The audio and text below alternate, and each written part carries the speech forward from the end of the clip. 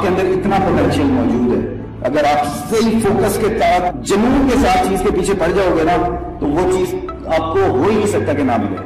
आप भी अगर चाहोगे ना, चाहोगे तो आपको मिलेगी। चाहत के बगैर, तलब के बगैर वो चीज आपको नहीं मिलेगी।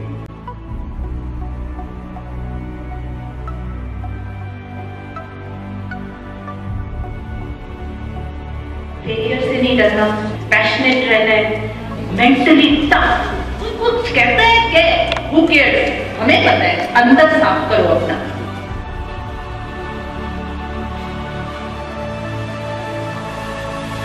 अब स्टीव जॉब्स है, उसने एप्पल को अगर बनाया और वो सारा कुछ इतना आगे गया because that was his passion. Bill Gates software को लेके आगे बढ़ा, दैट वाज हिज पैशन।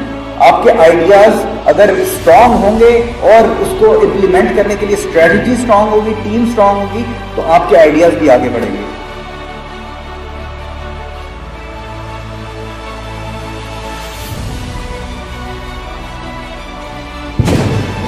अगर आपके पास लिमिटेड रिसोर्सेज होना, लेकिन अगर ख्वाब है ना आपके पास, तो फिर भी रास्ते बनेंगे।